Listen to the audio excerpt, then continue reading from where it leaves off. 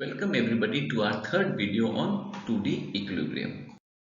In this video, we will learn about problem solving. In the first video, we learned the different equations of equilibrium. The second video was about drawing the free body diagrams. Now, in this video, we understand how to use the equations of equilibrium, how to use the concepts of free body to solve actual problems. And in this video, we will look at 5 or 6 different problems and I will illustrate how we can solve each of them.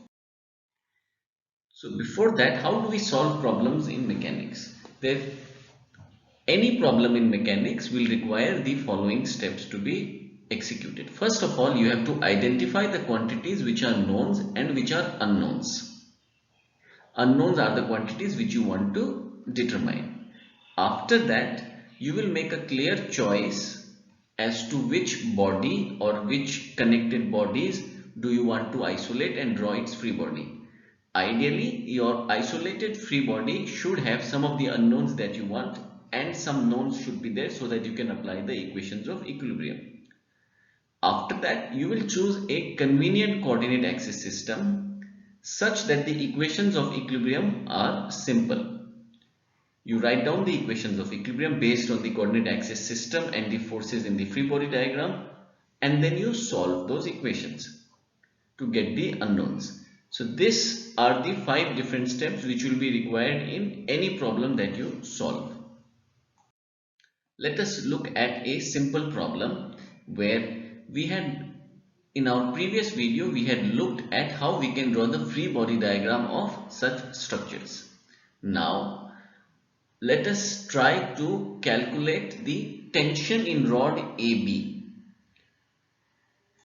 If you recall, in our previous video, we had drawn the free body diagram of the part as this. Pin joint, there was CXCY, tension AB and load P. And the unknowns are the reactions at C and the tension AB. We want to find out the tension AB. After drawing the free body diagram and choosing the coordinate axis system as X and Y, I realize that if I choose my moment equation through point C, then the only unknown that will be left will be TAB, which I can easily solve. So let us apply a moment equation. Let's say summation MC is 0. I am choosing point C because two unknowns are passing through C and those two unknowns will not figure in my equation of equilibrium. So summation MC is equal to 0, anti-clockwise is positive. So I have TAB into 0.05 minus 100, P value is 100 into 0.075 meters is equal to 0. I can solve this and I can get the answer. TAB is 150 Newton. So if you take the moment about the point where two unknowns pass, then you can calculate the third unknown directly. Now let us look at another example. I have a body which has multiple arms like this and it is subjected to some forces, subjected to 5 forces, 3 of which are known. So 8 kilonewton is known, 16 kilonewton is known, 3 kilonewton is known. We want to find out the force in member C. One way of doing it would be to define the X and Y coordinate axis system as the vertical and horizontal. You write summation Fx is 0 means 8 plus T cos 40, the X component of this T. 3 Newton is Y axis, no X component, plus C sin 20 degree minus 16 is equal to 0. Similarly, summation Fy is 0 will give me T sin 40, C cos 20, 3 is equal to 0. Now you have two unknowns which are T and C. You have two equations. You can solve and get the solution. Now another possibility could be that I am choosing the coordinate axis system such that T passes through X prime. Now if I say summation Fy prime is 0, I have C cos 20 minus 3 cos 40 minus 8 sin 40 plus 16 sin 40 is 0. So I am finding out the components of each of these forces along y prime. When I do that, I get an equation like this where there is only one unknown, c. I can get the value of c through only one equation. So if there were two unknowns and one of the forces is passing through a certain coordinate axis system and you write certain axis, and then the equation that you write for the other axis, so my t is passing through x prime, summation fy prime is equal to 0 will only have the c component of the unknowns, which you can then easily solve. Appropriate choice of coordinate axis reduces the number of equations to be considered. Now this is another problem which we had considered when we were looking at our free body diagrams. I have a car which is holding two cartons. Each of them have their weight of 350. The weight of the car is 1400. So the first thing is to draw the free body diagram of the entire car or pickup truck including the carton. So it will look something like this.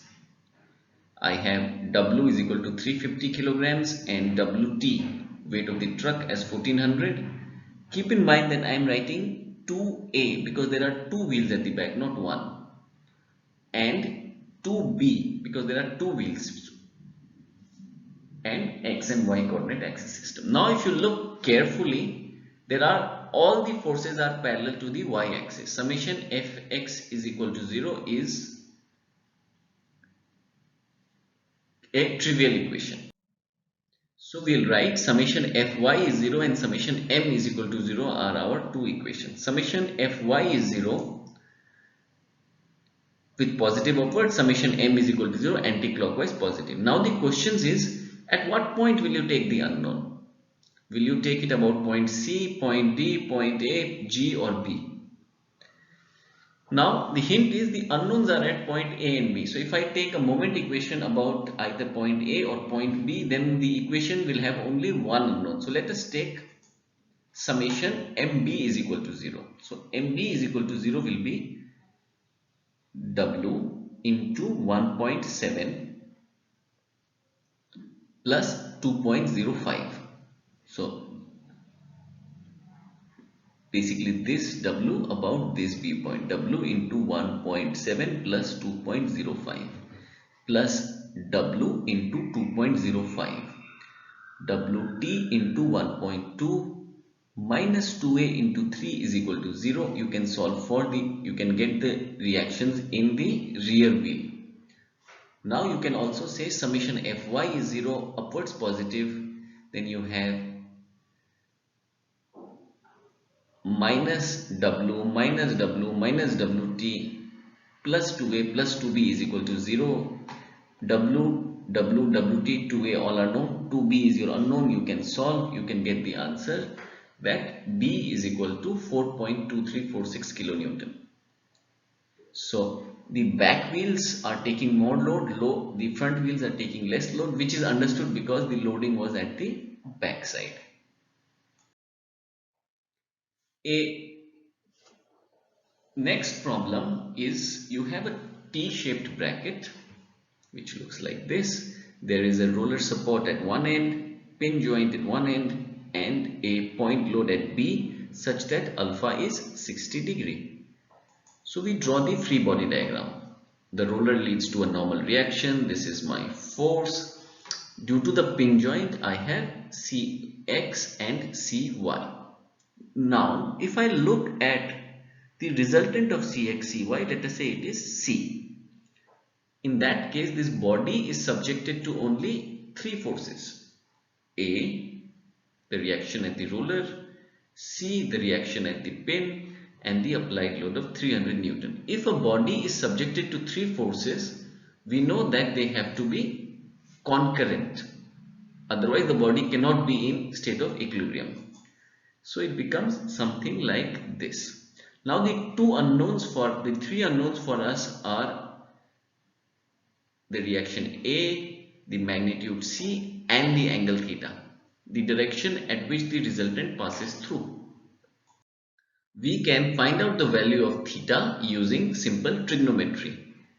Tan theta is equal to CF divided by EF,